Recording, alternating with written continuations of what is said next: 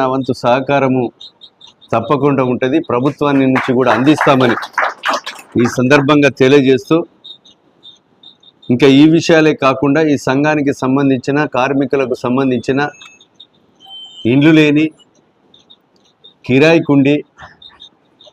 ఏదైతే పరదలు కట్టుకొని మట్టి గోడలతో ఉండి చేనేత కార్మికులు ఎవరైతే జీవిస్తున్నారో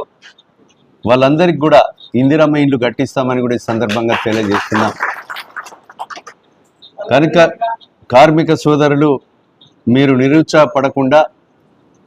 మీ యొక్క వృత్తిని ముందుకు తీసుకెళ్ళి మీ యొక్క నైపుణ్యత ఈ రాష్ట్రంలో ప్రభుత్వ హాస్టళ్ళకు కానీ ప్రభుత్వ ఆఫీసులలో కానీ ఈ రాష్ట్రంలో ఎక్కడ కూడా మీ యొక్క చేనేత టవల్స్ కానీ దుప్పట్లు కానీ